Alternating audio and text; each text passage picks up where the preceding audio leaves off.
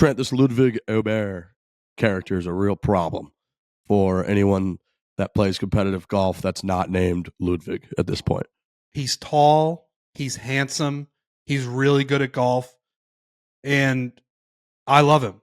It's like, It's close, Maverick perfectly. McNeely was going to win this tournament. When I turned it on, I started watching it. Maverick's like 8 under through 11 holes or something. And I'm like, oh, he just, he rose above and he's going to win this thing.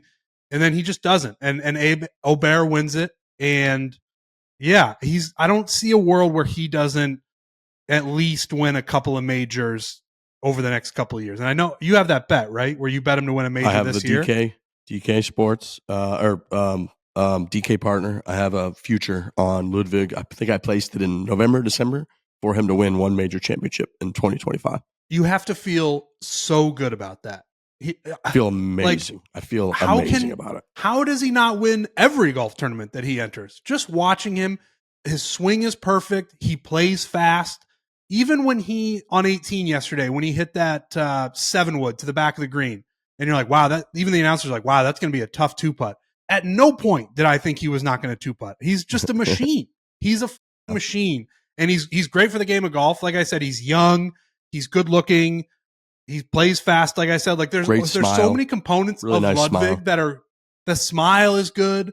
Yeah, no, I feel bad for Maverick McNeely. It felt like it was going to be his tournament, but Ludvig, this guy is the future. He's inevitable, right? He's one of those guys that's just inevitable. He's like the Terminator, where it's like you just can't kill him. He can change into like liquid if he needs to, and then back into a solid, and then get a weapon, and he can just, no matter what you do to him, you can obliterate him.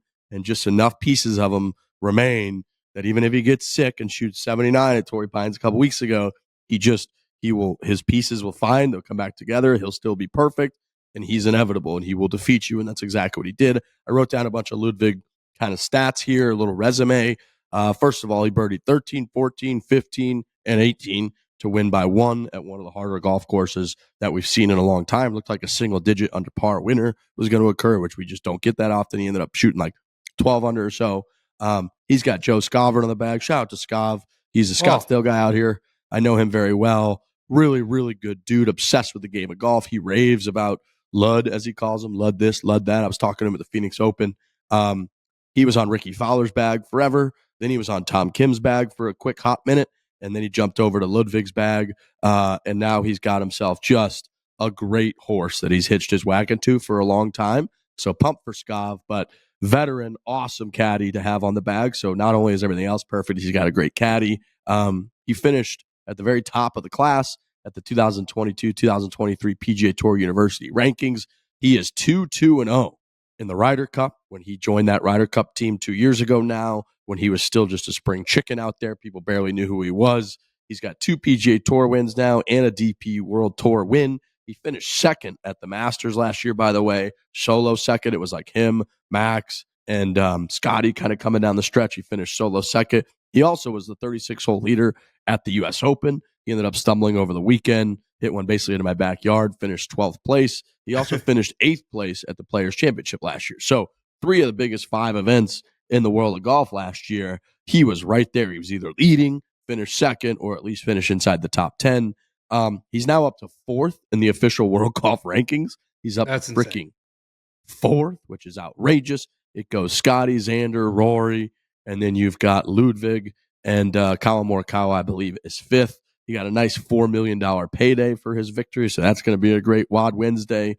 And then I was going through a little bit because, again, the U.S. Open thing, I was like, not really sure. Does kind of Ludvig have a little bit of an issue with closing? And I pulled up a couple stuff like the Scottish Open last year. He had a 2-stroke lead after the 3rd round, ended up finishing 4th.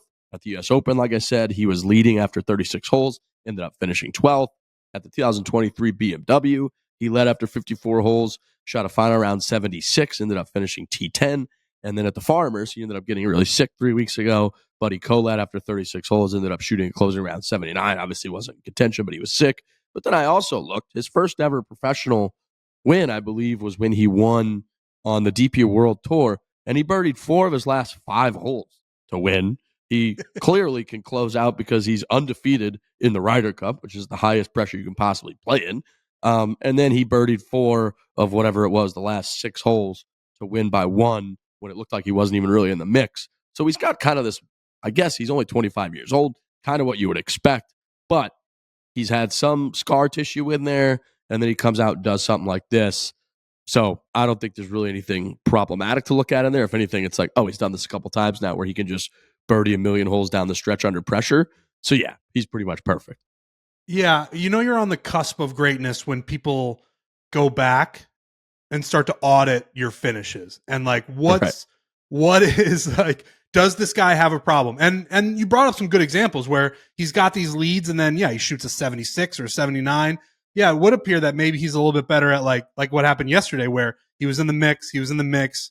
Maverick, sort of, he doesn't stall on the last few holes, but he just doesn't quite close the door, and then bang, Ludvig just makes a bunch of birdies and wins the tournament. So that will all get washed away when he eventually wins whatever major he wins, whether that be this year or the years to come. But it is interesting, like whenever you are sort of on a hot run, people will start to look up the stats and be like, oh, maybe there's this, maybe there's that. And I think that all will get washed away when he ends up winning one of these big tournaments. And it's going to happen sooner than later. He is inevitable, like you're saying.